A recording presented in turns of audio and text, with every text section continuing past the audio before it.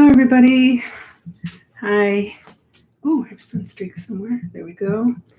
All right, so welcome to our guided meditation this morning. So before we start, I'm assuming that some of you are not aware of who we are, so I'm going to spend a minute just describing who we are. So we are Songtsen Gampo Buddhist Center of Cleveland. We have a center in Lakewood, Ohio. We have guided meditation normally at the center, but we are closed now due to the virus, like a lot of other places. So we are currently holding classes online and guided meditation online, like everyone else. So on Sundays, every Sunday from 10:30 to noon, we're going to have this meditation. This guided meditation. And then at various other points during the week, we'll be doing other things, more meditation. I want to do the prayers that our teacher recommended that we do. I want to be able to do those with you guys. So if you want to find out about everything that we're doing, please click on the link that describes that takes you to our website.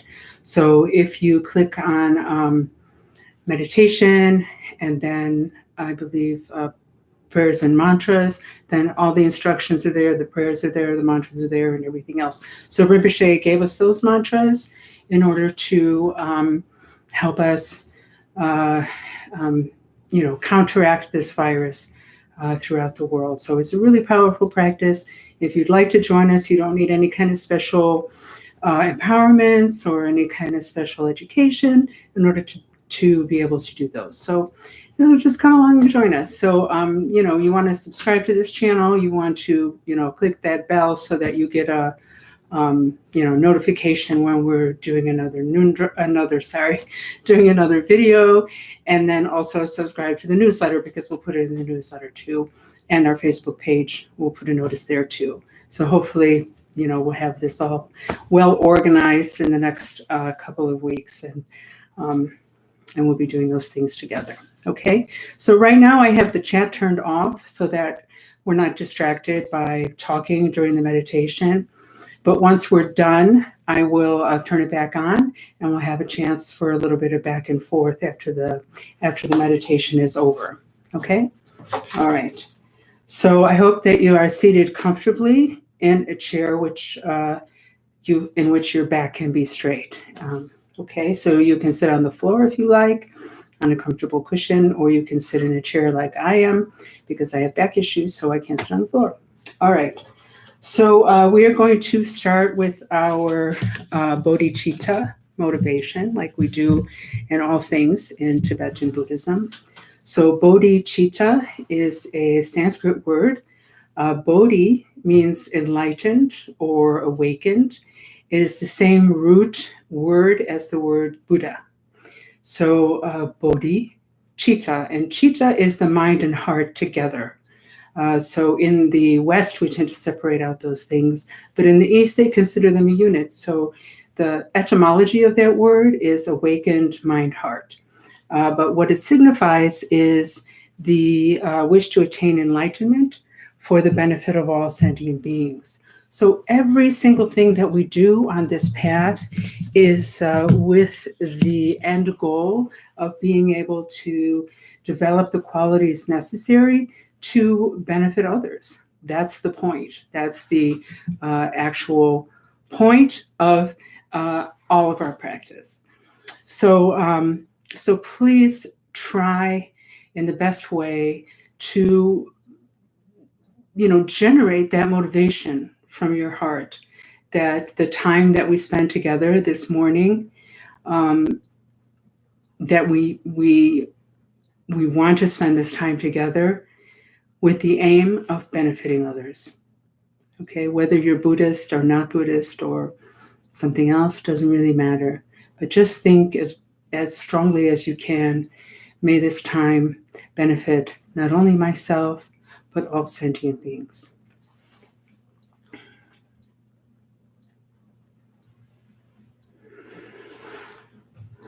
So then I want to take a moment also to bring our minds to our precious teachers. You can see our main teachers on our website if you click on the link about us, and then our lamas.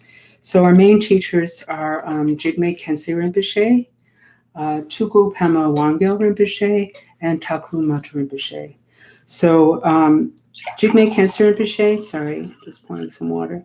Jigme Khyentse Rinpoche has been to our center 3 or 4 times, I believe. Last time he was here, it's maybe 2016, I think. Anyway, he's marvelous. And Taklu Mata Rinpoche normally comes every year. He hasn't been here for a couple of years, but we're hoping he comes next year. Anyway, all of these teachers and many others who exist on this planet at the same time that we do, is extraordinarily fortunate that we are even walking the same earth as them. Really, without the teachers, we have nothing to say. We only have the books. And with just the books, there's just not much there. It's not the same, as having a living being who can show us the reality of the teachings, who can show us what it means to be an enlightened being, what it looks like, and who can guide us face to face, and who can communicate the teachings to us in our own language, in our own in our own culture. Because a lot of these teachers have lived in the West for a really long time, so they understand our culture to a large degree. So anyway, we just want to think of them, and just think of them with some kind of gratitude and respect. And as far as Buddhists are concerned, then we also ask for their blessings so we can understand the Dharma and so that we can practice it, which is really the main point. Okay. So we're going to begin with a practice called mindfulness of breathing, also called anapanasati in Sanskrit. It's the first teaching, first meditation given by the Buddha. So it begins with a posture, but before we take the posture, I just want to explain to you, because I don't know who's here and who has meditated and who hasn't meditated before. So I just want to explain to you the point of this practice. So, excuse me.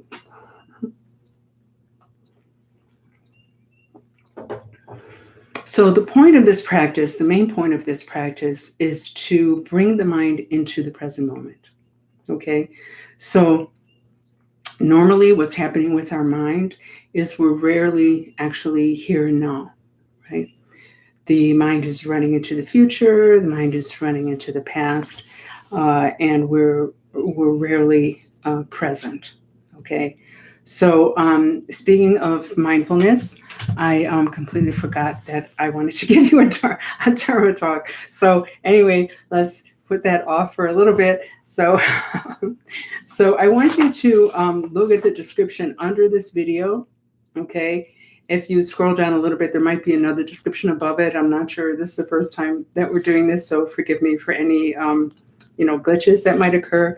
But there should be some verses of Shantideva there, from Shantideva's The Way of the Bodhisattva, and that's what I want to be talking about this morning.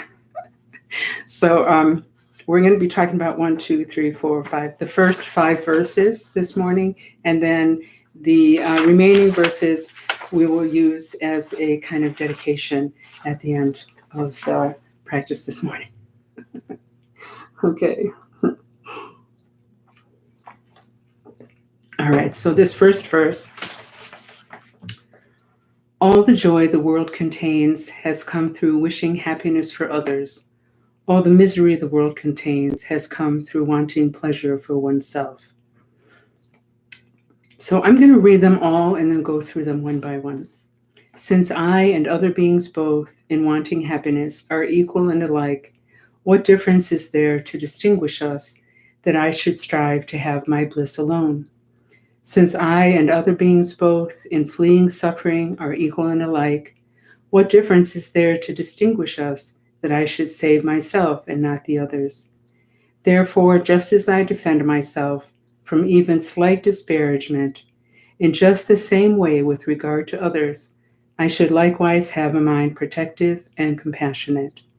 To free myself from harm and others from their sufferings, let me give myself to others, loving them as I now love myself.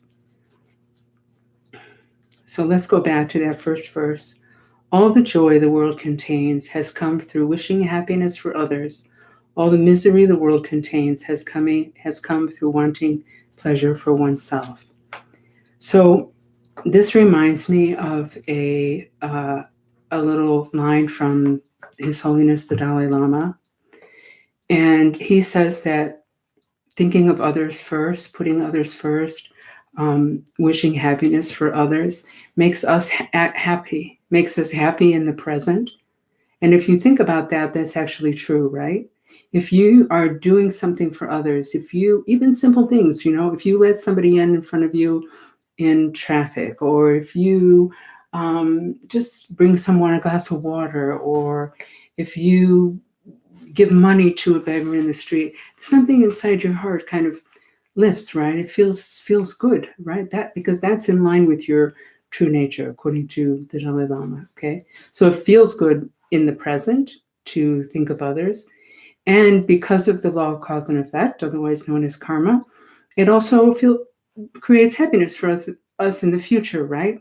So because of that, the Dalai Lama says, if you want to be selfish, be wisely selfish and put others before yourself, right? So this is the idea. When we think of ourselves, solely of ourselves, I, me, we become very tight, right? We become very kind of, like Gollum in Lord of the Rings, right? We become very kind of tight and squeezed and tense, yeah? And you see that now, right, with this horrible coronavirus pandemic that's going around. You see people, fighting over toilet paper. Yeah. I saw this one video of one woman had literally, and this was weeks ago already, she had a cart that had nothing but toilet paper in it. She must have had, I don't know, maybe 15 rolls of toilet paper in there. And another woman, and they were fighting. Another woman said, I just want one. I just want one. And the woman who had a big stockpile said, no, not one. So this is what kind of fear and self-cherishing does to us. Yeah. I'm sure that both of those ladies are normally very kind and very nice and very generous. But when we get sort of like that, it becomes difficult for those, the better part of ourselves, to kind of arise and be communicated to others, okay? So that creates misery. So we don't want to do that, right? We want to wish happiness for others. We want to approach the world with an open hand. And then we want to wash that hand, okay? For a long time. All right. So then the next two verses are connected, right? Since I and other beings both in wanting happiness are equal and alike. So all of us want happiness, right? That's something that unites us, yeah? There's not a single being on this earth that doesn't want to be happy, yeah? Even animals want to be happy, When my dog begs for a treat, it's because he wants to be happy. He wants that nice, sweet treat in his belly, When he wants to chase squirrels, it's for the same reason. When a cow, doesn't want its baby taken away from her, it's because she wants to be happy and she wants her baby to be happy, okay? What difference is there to distinguish us that I should strive to have my bliss alone, right? Since I and other beings both in wanting happiness are equal and alike, so we're the same, we both want to be happy. So what's the difference between us that like I should just strive for my happiness and ignore that they also want to be happy? Do you see what I mean? Right? That makes sense, right? Like what makes my happiness more important than their happiness? Our desire for happiness is the same. Okay? So then this next one just sort of, switches that and talks about suffering. Since I and other beings both in fleeing suffering are equal and alike, so nobody wants to suffer, no human wants to suffer, no animal wants to suffer, and so forth. Even ants, if you see an ant like walking across a table and you just sort of tap on the table, it starts to run, right? Because it's afraid, it doesn't want to die. This big thing, your finger, tapping on the table, becomes afraid. And so it wants to be safe, it doesn't want to suffer, and it starts to run. Okay? All right. Excuse me. What difference is there to distinguish us? So we're the same, we're all the same, and we don't want to suffer. That I should save myself and not the others. Okay? I don't want to suffer, they don't want to suffer. We're the same. We're the same in that way. I don't want to suffer. They also don't want to suffer. So why should I just save myself and not think about saving them? Why should I put myself first? These two verses are essentially saying, why should I put myself first? Like it's not logical, actually. And this is the beauty of the whole text of Shantideva. I really recommend, if you don't have this text already, I really recommend buying this text because it's incredible. And you should really get the Padmakara translation. If you look on our website and the left menus, the side menu, there's a tab, I think it's called Resources, and then click on that and then drop down, it should say Recommended Books. So you'll see there's a lot of books recommended there. Anyway, it's so, so beautiful. And the whole thing is really logic. We want to think that, sometimes when we think about being compassionate, but the whole text is about compassion, okay? About being a bodhisattva, having that bodhisattva attitude. May I benefit others, right? But it's not just like, flowers and rainbows and unicorns and, all of that. And it's not about judgment. It's not like you should be compassionate, I say so, or some other being said so. It's logic. It's logic. Do you want to be happy? Practice compassion. How is it logical if you want to be happy and you want to avoid suffering, and that person also wants to be happy and that person also wants to avoid suffering, that you should come first in that scenario? Like, why? There isn't a logical reason for that other than we think we're the most important. Which, why?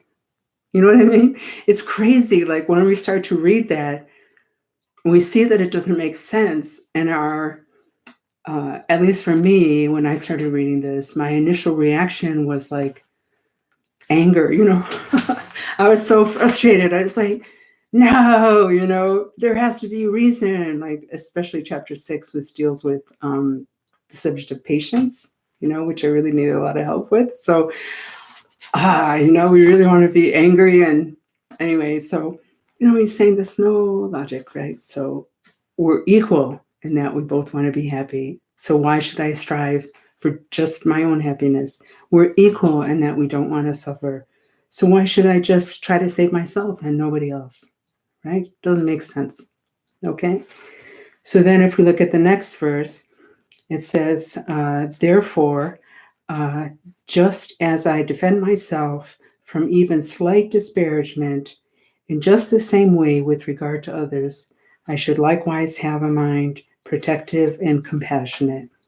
Okay? So just as I defend myself from even slight disparagement. So we don't want to be disparaged, right? We don't want others to hurt us. We don't want others to talk badly about us. We don't want others to put us down. We don't want to be, hurt in any way. We understand this very well when it comes to us, okay? But when it comes to others, it depends on the situation. Oh, sorry. Depends on the situation, right?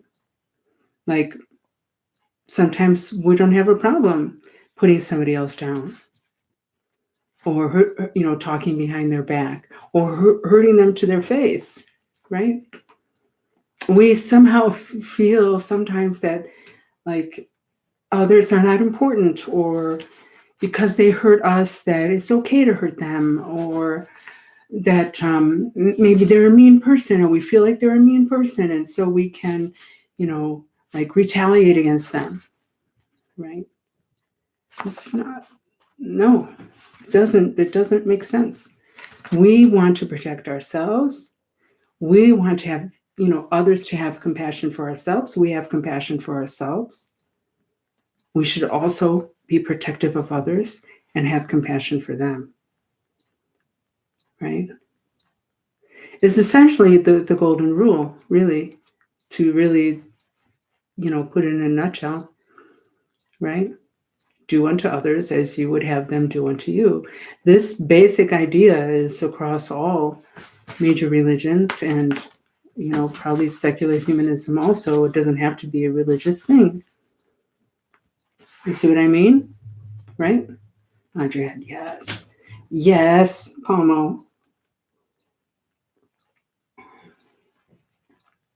Right?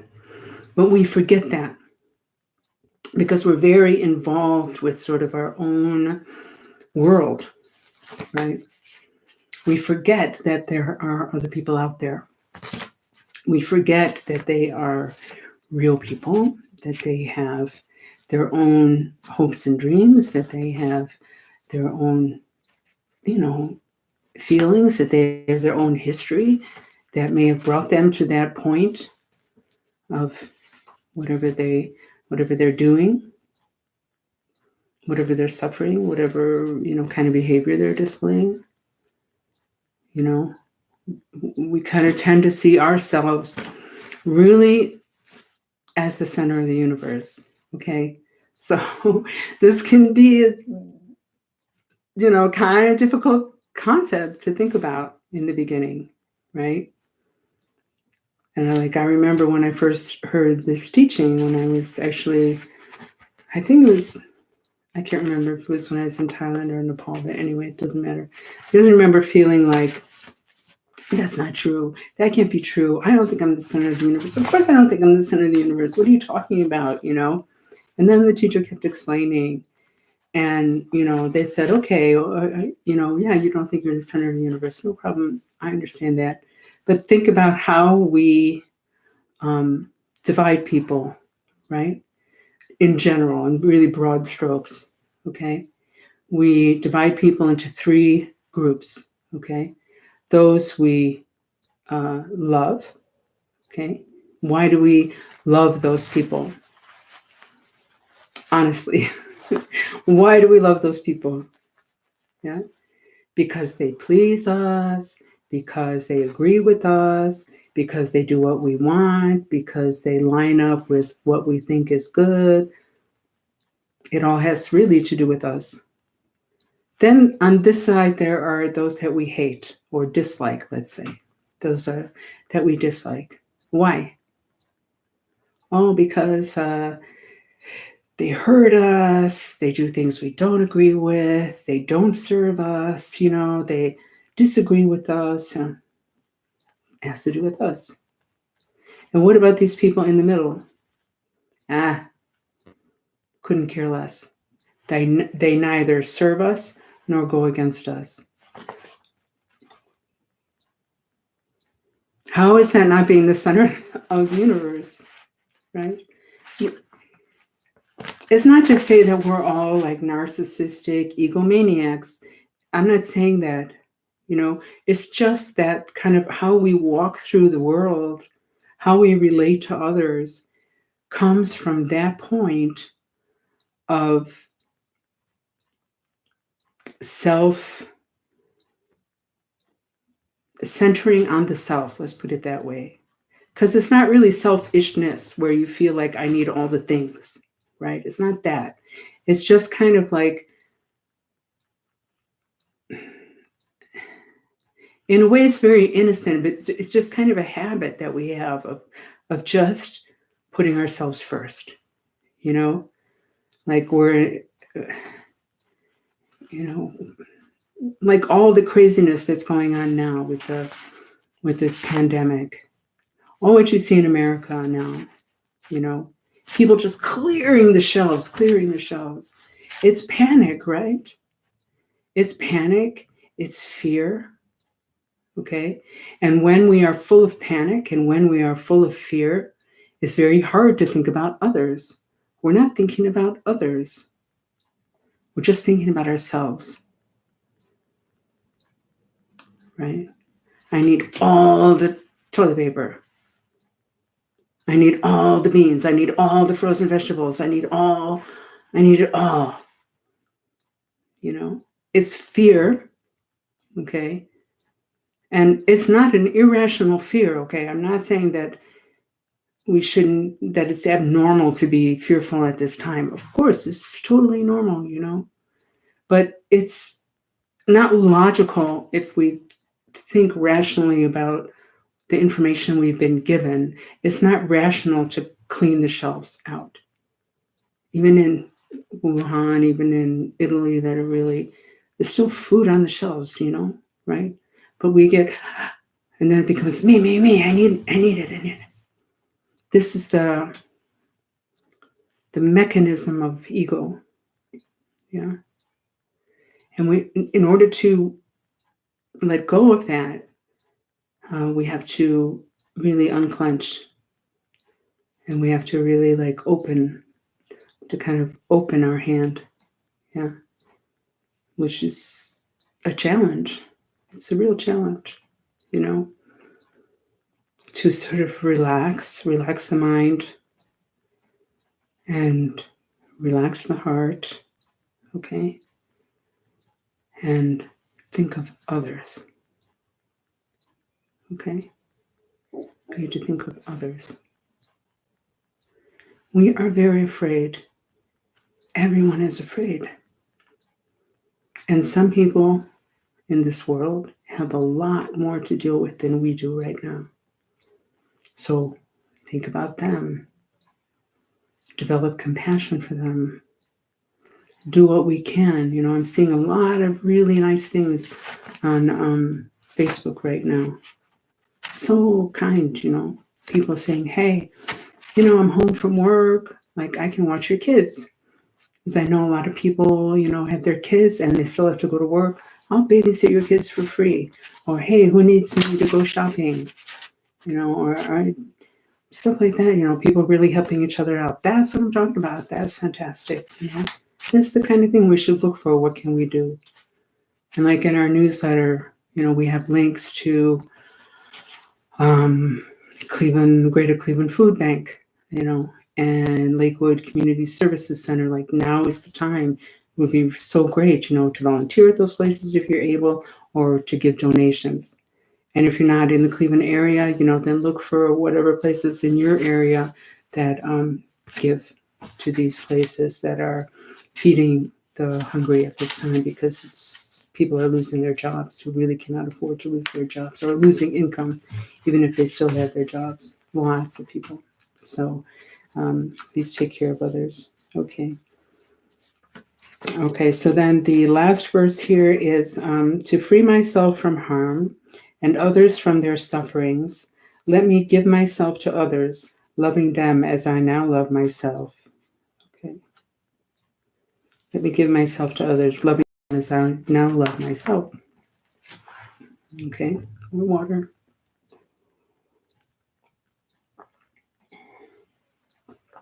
Right? So that's the goal. Like, we love ourselves in the sense of everything that was said before in these verses, right? So we want to protect ourselves. We want to make sure we have everything we need.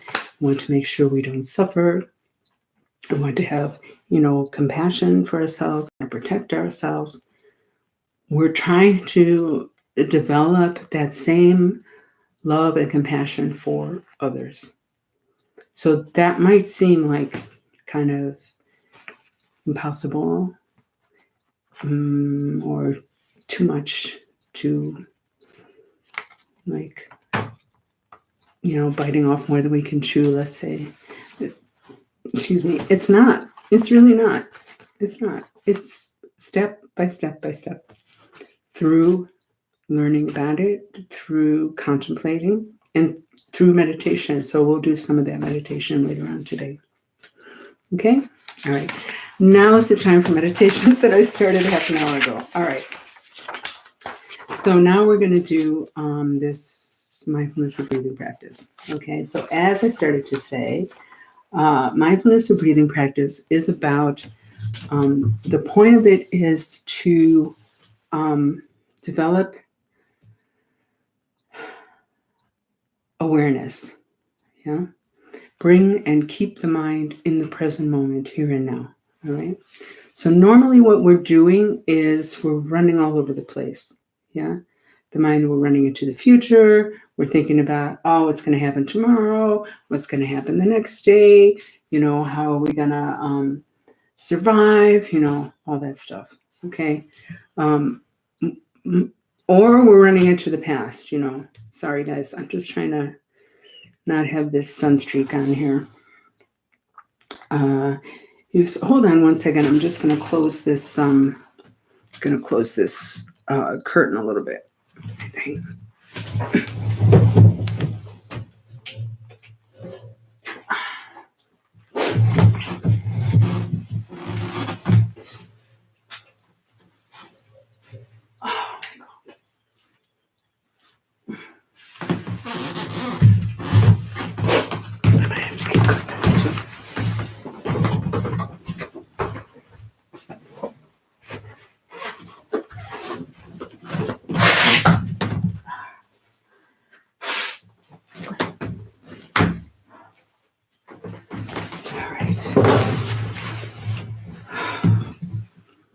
Okay, sorry, thanks.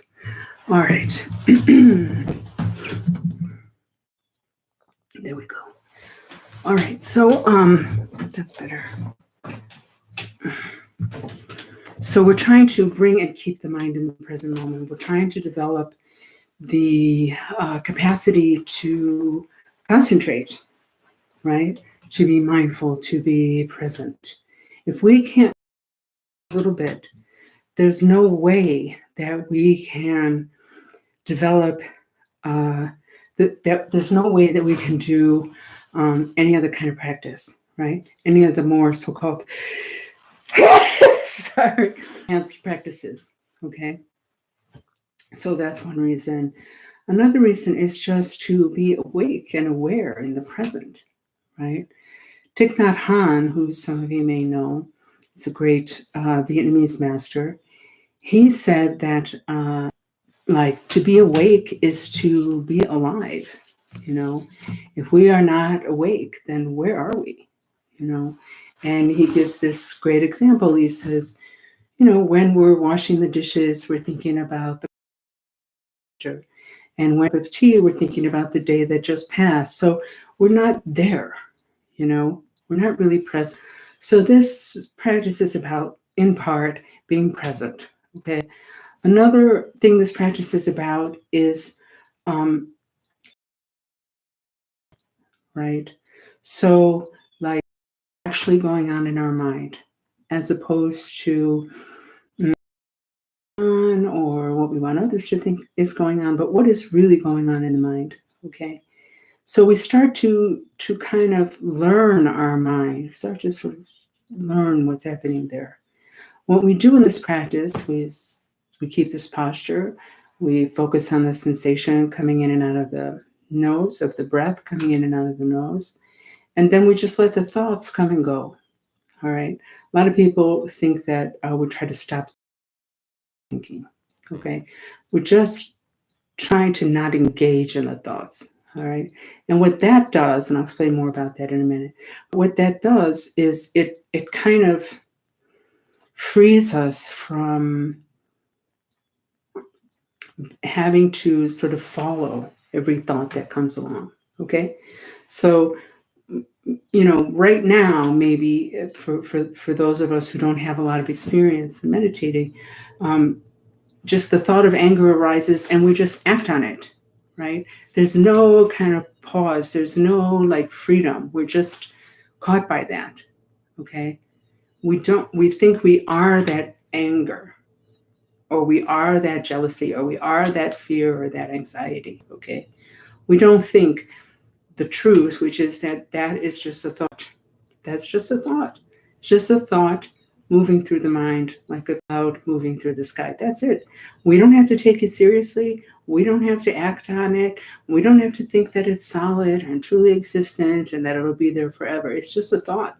So once we get used to that through meditation, once we have a visceral experience of that, then we have so much more freedom. We can respond to life rather than react. You see what I mean?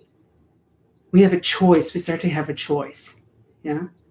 We can say, like, I'm feeling really angry right now, and we can sit with that rather than jumping up and screaming at somebody or writing an angry email or, angry tweet or whatever. Okay. You see what I mean? So meditation helps us do that. And weirdly, or I don't know, maybe not weirdly, but interestingly, let's say that. Okay. Meditation, mindfulness, or breathing practice also helps us to have more, well, let's say it's easier to act compassionately if we have mindfulness, if we know what's happening in our own mind. Okay. Because like we can just wake up easier. Okay. Because we're used to focusing on the mind. We're used to noticing the thoughts and things like that. All right. So a lot of times, if we're acting in a way that is not, let's say, the peak of compassion,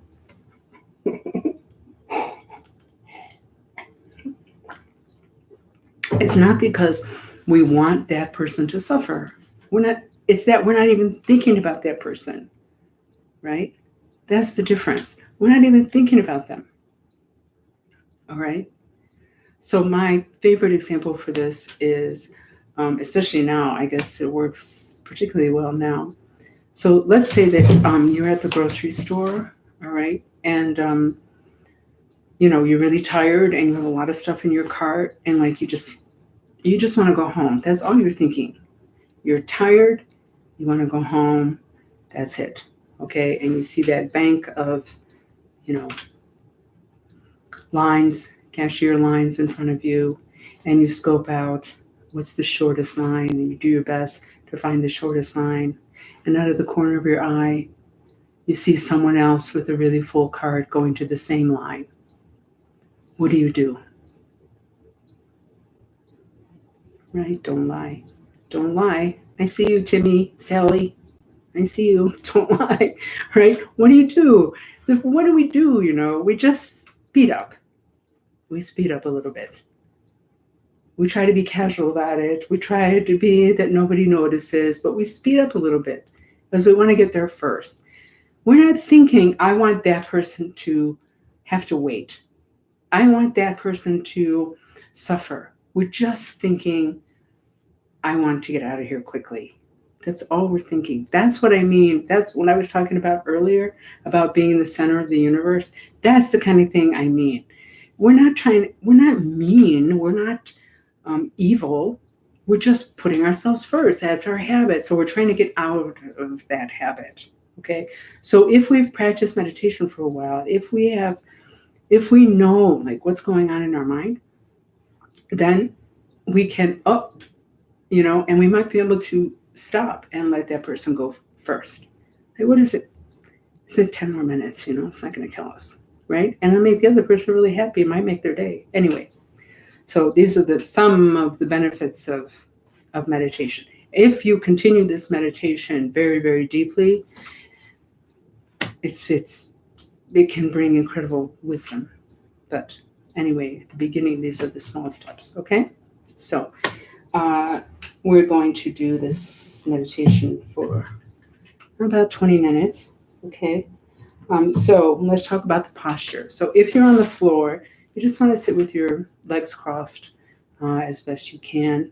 And the main thing is that your back is straight. If you're in a chair, you want, again, your back to be straight, okay?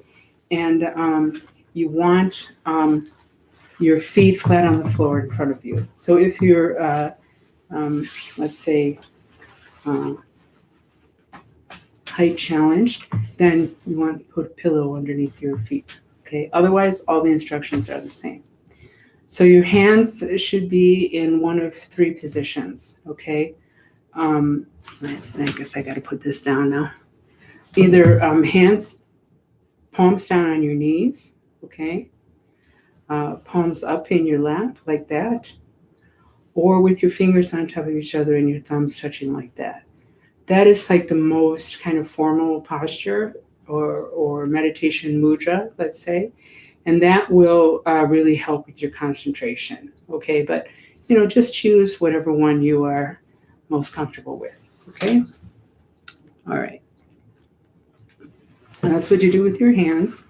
So then your arms should just be relaxed. So you're not holding them out, you're not squeezing them in like that, just relaxed.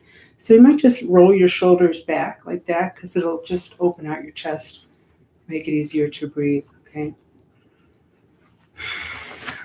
So the back of your neck is also straight, all right? So your chin is going to be tucked in just a little bit, not like this, all right? Just tuck it in just a little bit so the back of your neck is straight.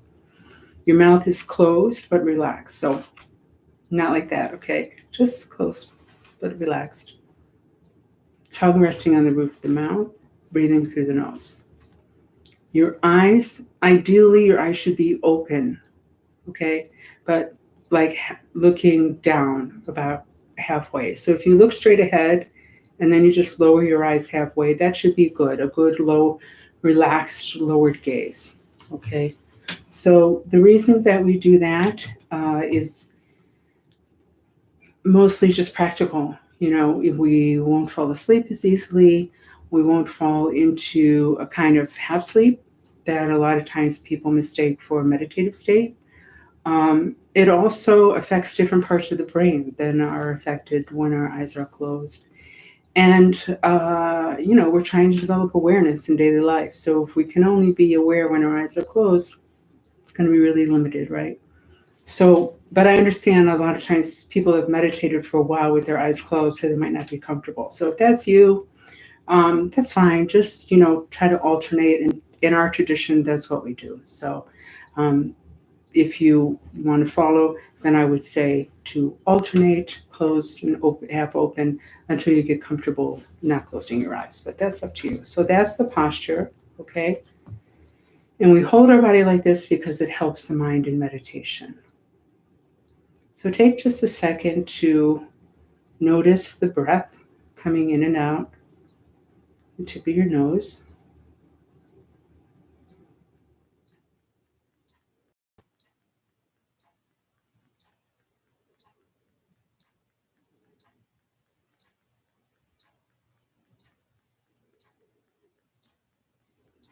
So that's going to be the focus of your awareness. So your awareness should be present, but really relaxed. Don't squeeze on that awareness. Just you're aware of the breath. You're also aware of your room, whatever's around you, whatever sounds are around you, but mostly aware of the breath.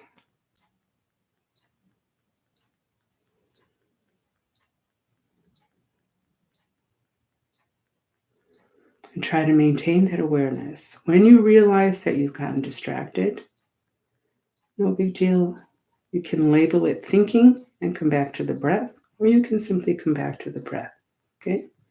So let's try that for a few minutes. I'll ring this gong to start and also to finish. Okay?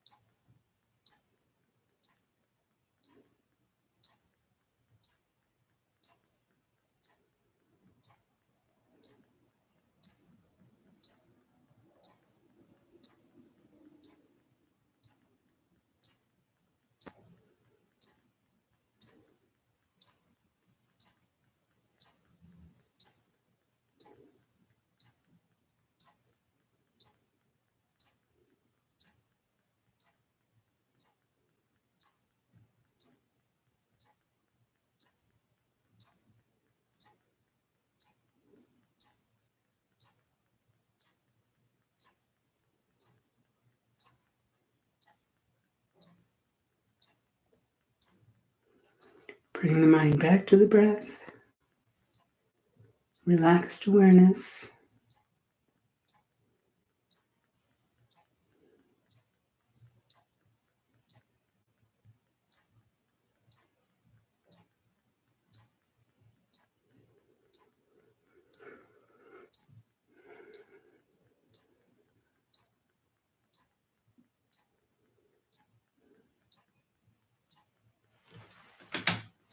Okay, now please start to count the breaths, counting either every inhalation or every exhalation up to a total of 10 breaths. So the counting acts as another reminder to help you bring the mind back, right? So, or to show you when you've gotten distracted. Okay, so let's say that you get to 4 and then you start to just follow a thought. You're just like running off. So let me explain what I mean by that. So let's say that you're sitting in meditation, you're focusing on the breath, and you're counting, and this thought comes across your brain. I don't know. I can't think of anything. I need to go shopping. Let's say that arises. And what you want to do is just label that thinking, come back to the breath, or simply come back to the breath. Okay. 4, and then you go on to 5 and whatever. Okay. So other scenario, you get to 4, thought arises, I need to go shopping, and you just run with it. Okay. Oh, I need to go shopping. I hope there's things left on the shelves. Oh my goodness, I'm gonna have to wash my hands 100 times when I get home. Oh, how did this whole thing start? Oh my God, blah, blah, blah. And then you're just running, and the whole meditation thing is done before you even realize you're supposed to be meditating. Okay, that's the thing we're trying to avoid. All right. In the beginning, that might happen. When I first started, I couldn't get past 4 for probably 2 months. It takes time. It takes time. Okay. So don't worry if that's the case for you. All right. Just be gentle. Understand this is a process. And the thing is, actually, if the moment that you realize that you've gotten distracted is not a failure, it's the opposite, it's a victory. That's the very thing we're trying to develop by doing this practice. We're trying to develop our natural awareness. So Buddhism starts from the point of view of basic goodness. It starts from the point of view that we already have in us all the qualities of enlightenment. And the practice is a process of uncovering those, of discovering those, not introducing something that we don't already have, okay? So when you realize you got distracted, the thought should be, cool, I realized I got distracted. My natural awareness arising, it's getting stronger. It's proof that it's getting stronger. And then just come back and start again at 1, okay? So if you get lost between 1 and 10, no big deal. As soon as you realize that, come back, start again at 1. If you get to 10, come back, start again at 1. If you go beyond 10, it's another form of distraction. As soon as you realize that, come back and start again at 1, okay?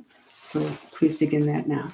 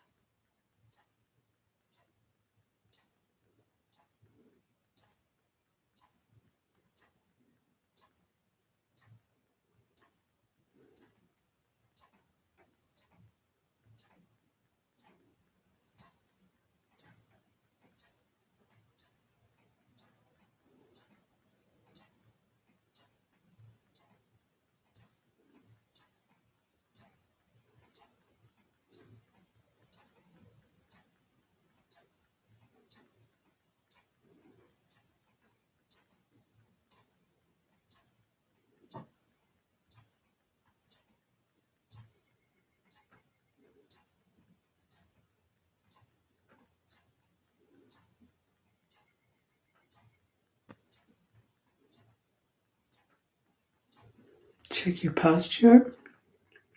Make sure your back is straight. So your body should be as relaxed as possible while maintaining the posture. So make sure you're not holding tension anywhere. And your mind should be as relaxed as possible while maintaining awareness of the breath.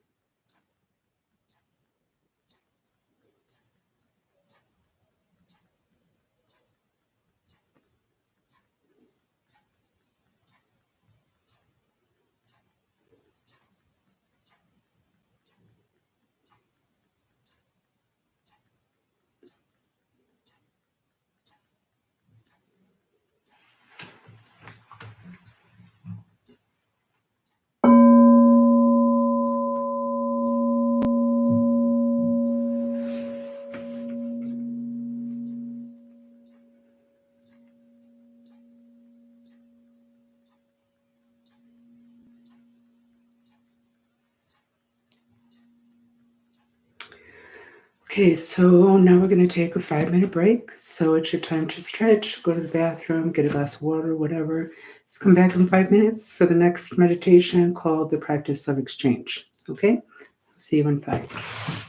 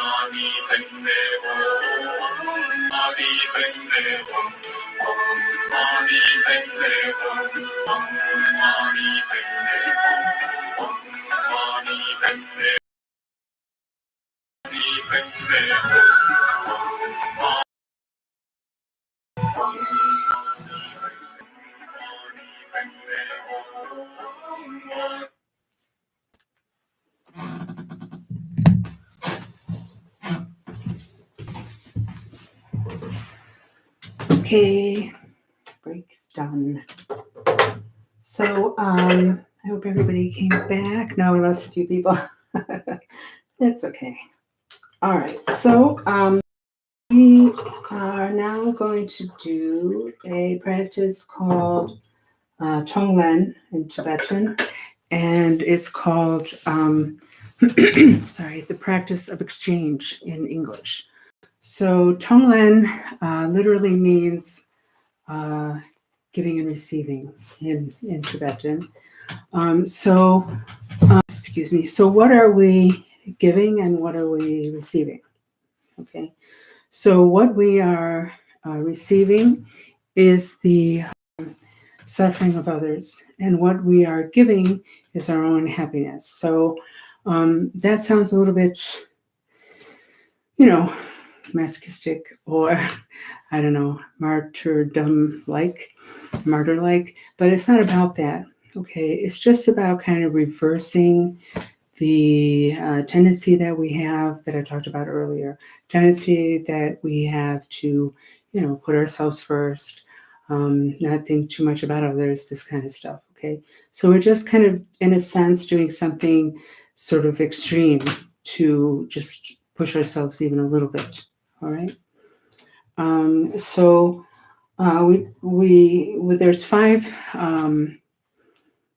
There's five stages to this practice. Okay, the first stage is just resting the mind. So what that means, as opposed to the practice that we just did, where we're trying to sort of focus the mind on the breath, trying to concentrate a little bit, this practice is just about settling the mind. It's about resting the mind in the natural state. So it's a very kind of vast, clean, clear, open state. Okay, so don't try to do anything with your mind. Don't try to, concentrate in a very tense way. Just let your mind settle. That's it. Okay, and it's really going to be quite short. I'm going to just ring the gong, and you're just going to listen to the sound as long as you can hear it, and then let your mind rest. That's the first step. And the second step is to kind of work with the visualization or work with the texture. Okay, so that is, first you visualize in your heart center, so it's like the middle of your chest, a very bright white light, like a shining star. Okay, and then you imagine all this gray smoke kind of coming in through all your pores. Imagine you're kind of breathing that in through all of your pores, and it completely dissolves into that white light in your heart center. All right, until there's not a single particle left. There's just light. So that white light just totally absorbs all of that smoke. Excuse me.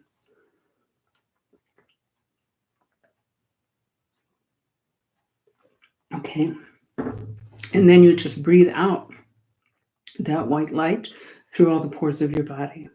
All right, so that's the second step. So the third step is actually the main part of this practice. All right, so you choose an individual. So there are 4 categories of individuals that you can choose.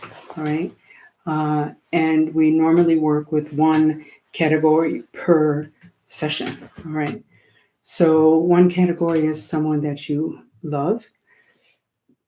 Then another category is someone that is neutral to you. So that's someone that you may know, but not have any type of, heavy relationship with or close relationship with.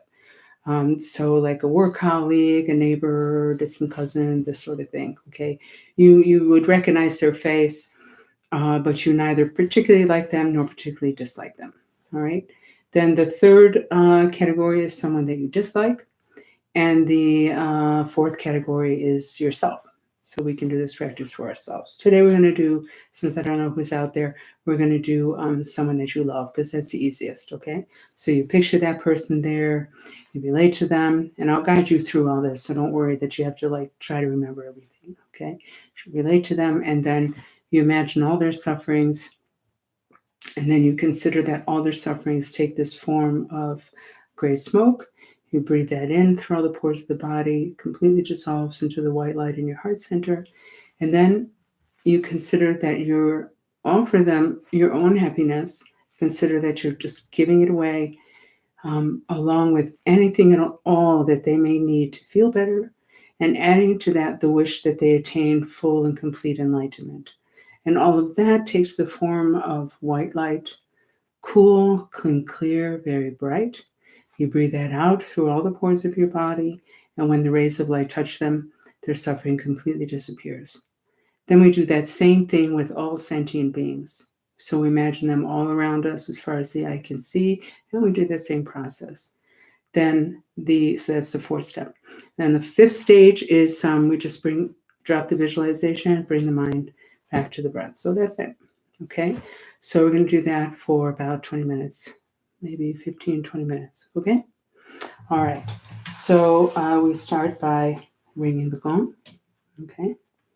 So I'm going to just remind you, so for this practice, again, just take the posture. All right. If you want to close your eyes for this practice, just go ahead and close your eyes. It's not as important to have them open as it is in the previous practice. Okay. So just take the posture, leave your eyes open or closed as you wish. I'm going to ring the gong, listen to the sound as long as you can hear it, and then let your mind rest.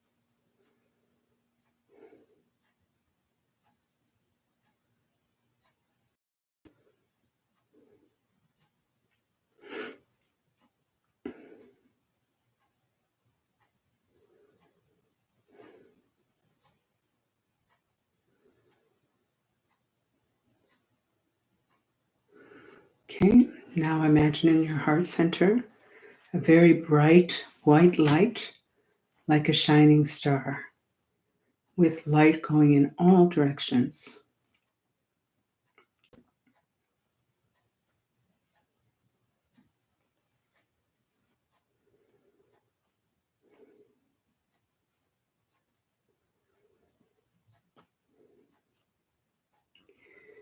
Now consider that you're breathing in gray smoke, hot, dark, and heavy, through all pores of your body, and every particle of that smoke dissolves into the white light in your heart center.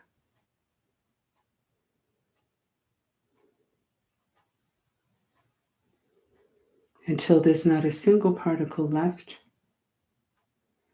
there's only light.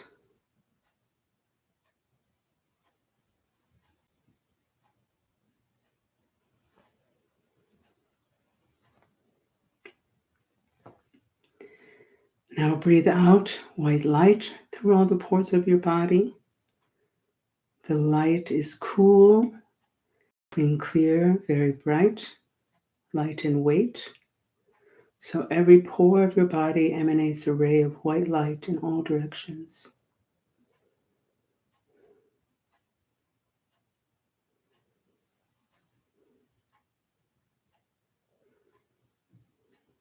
Okay. Now imagine in front of you, facing you, someone that you love a great deal. They can be alive or they can have already passed. All right? So just picture that person in front of you.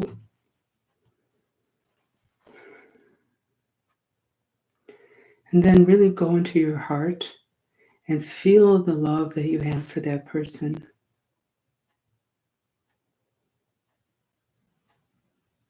How much they mean to you, how precious they are to you. And also feel the love that they have for you.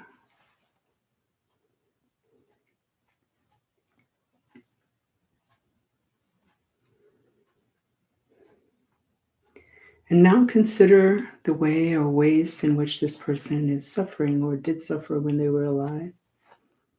And when you think about it, don't just keep it in your head, but try to really feel it. feel like, experience it. How does it feel for them to have to endure that? Maybe they're suffering physically, like maybe they're sick or they have some other kind of physical difficulty. Maybe they're suffering mentally or emotionally from, depression, anxiety, loneliness, anger, addiction.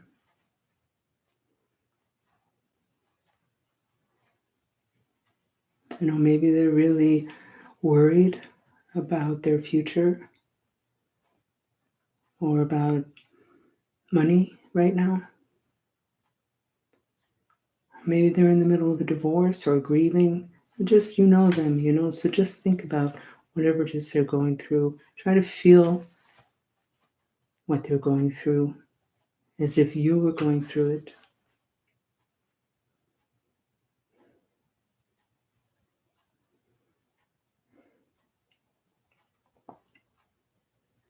And because you love them so much, it naturally arises in you this pain, this kind of compassion. You just want them to be free of that suffering, no matter the cost to you. So now just imagine that all their suffering, whatever it is, takes the form of gray smoke, hot, dark, and heavy. And it leaves them and it comes to you. And you breathe that in through all the pores of your body. And all of that smoke just completely dissolves into the white light in your heart center until there's not a single particle left. There's only light.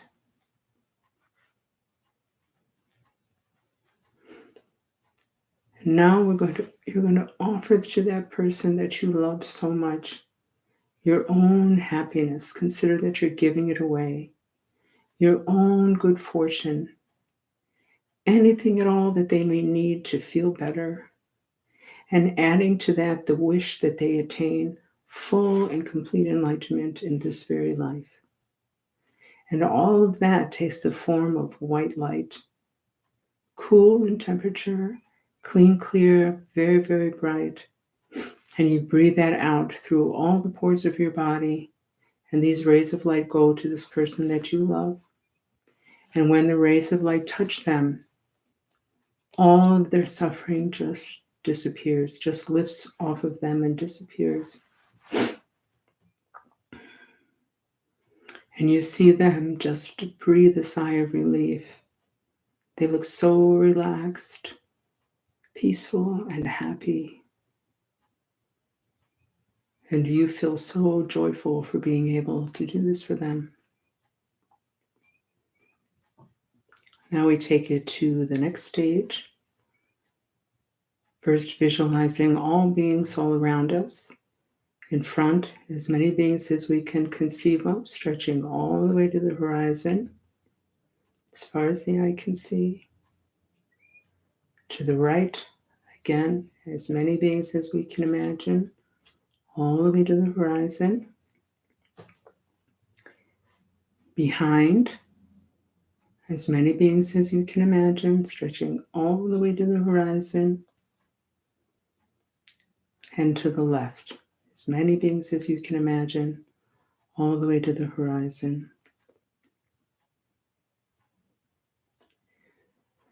So now you're in the middle of a sea of sentient beings. And the first thing that we want to consider is our sameness, just like we said at the beginning. Just like us, they want to be happy. Just like us, they want to avoid suffering. Just like us, they suffer nonetheless.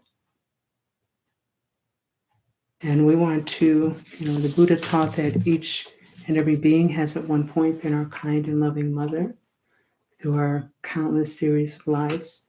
But you don't have to accept that, no problem. You can still do this practice.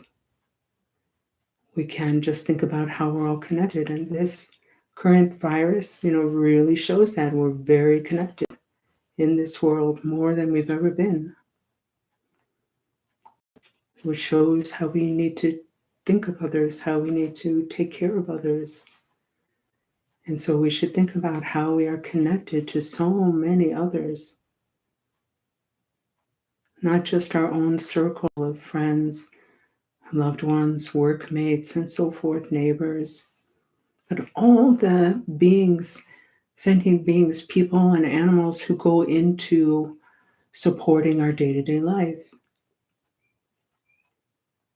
who grow our food and ship it and sell it to us, who make our clothes, who built our housing, maintain the roads, run the hospitals, and so forth.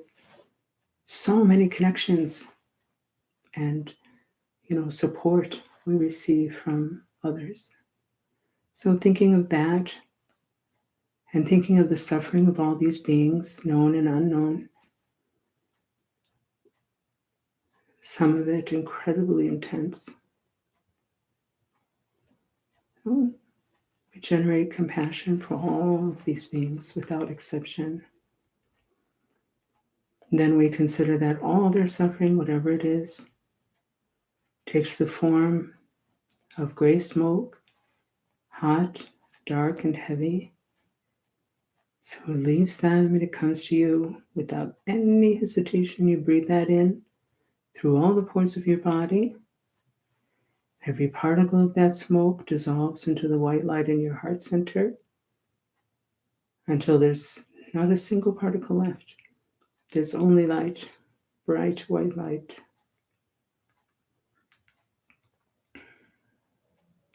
And then you offer all of these beings without exception, your own happiness, your own good fortune, giving it away. Also, anything at all that they may need to feel better, to heal. And adding to that the wish that they attain full and complete enlightenment in this very life. And all of that takes the form of white light, cool, clean, clear, very bright, light and weight. Every pore of your body emanates a ray of white light in all directions as far as the eye can see. Very powerful, very bright. And when all of these rays of white light go in all directions and touch all of these beings, each individually, their suffering just lifts off of them and disappears in the sky like fog in the morning sun.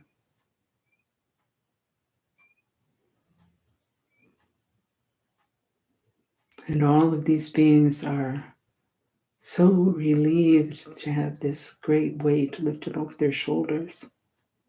So happy and at ease and peaceful. And you feel joyful for being able to do this for them.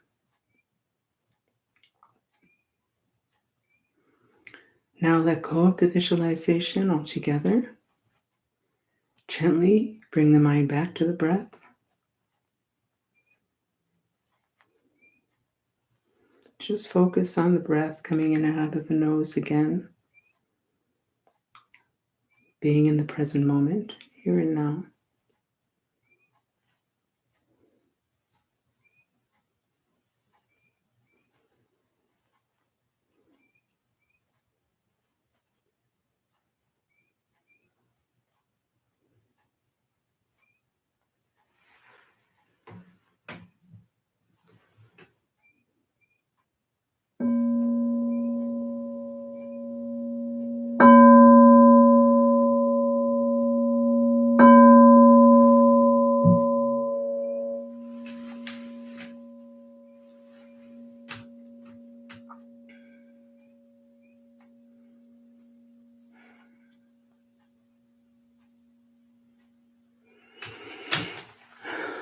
Okay, so as a dedication, I want to read these other verses of Shantideva that you'll find in the description. So you can read them with me if you like, or not, according whatever you would like to do. Okay, so I need more to drink.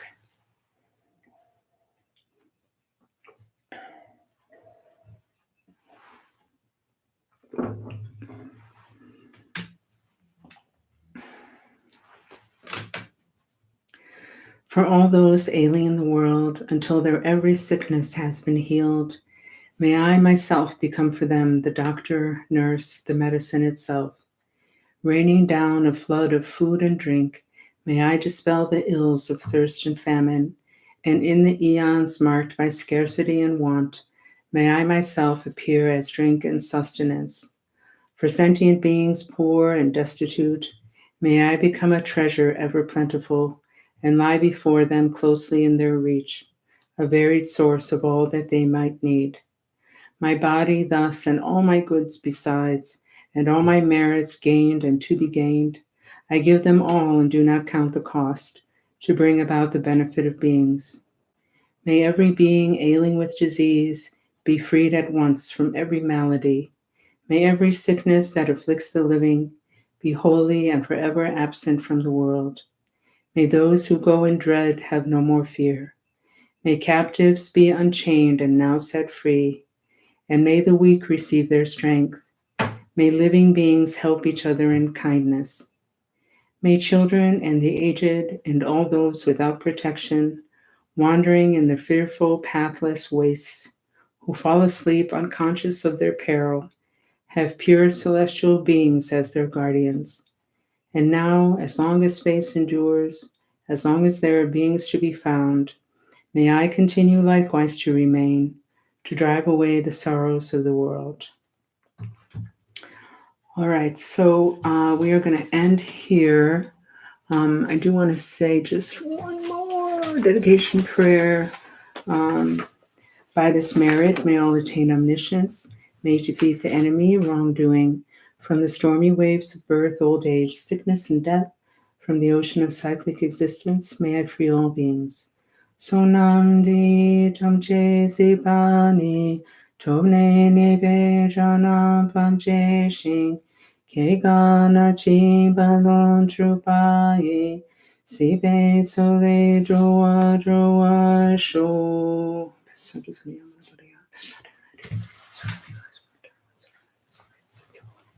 All right, so now we're done, but I have a couple of announcements. So we have a class, an online class starting on Tuesday called Goddess, what I call it? Queen, Wisdom Queen, I think, something like that. Great Wisdom Queen, the life of Yeshe Sogyal, who was an incredible female master. So if you want to join that class, you still have time to sign up for it. It's going to take place online. So check out our website, BuddhistCleveland.org. There's a link on this page somewhere, so look for that. There are prayers and mantras, I said at the beginning, but I know some of you came in late. Prayers and mantras that our teacher gave us to help counteract this virus. So please look on our website or in the newsletter if you receive the newsletter, in the meditation tab, and then there's a sort of menu that comes up after that where it says prayers and mantras. So as I said, I'll be doing another video in the near future where we can do those prayers together so you can, sort of learn how to do them. We are in the middle of a membership campaign too. So if you would like to become a member, it starts at $10 a month. We get really 70% of our bills are paid through membership. So it's really important. So I am going to try to put on the chat now, if I can figure out how to do that, if you guys want to chat, but maybe I need to start another live stream. I don't know. It's hard to figure this stuff out. Let's see. Okay. No. All right. Well, I'm gonna end this stream now, and I'm gonna just start up another one right away and put the chat on. So if you have questions or comments or whatever, we can talk back and forth. That's only going to be half an hour, okay? Because that's normally what we do at the center. We do this meditation like we did now, and we go into the kitchen, we have some coffee, and we just discuss things, okay? All right, so I'm going to do that, and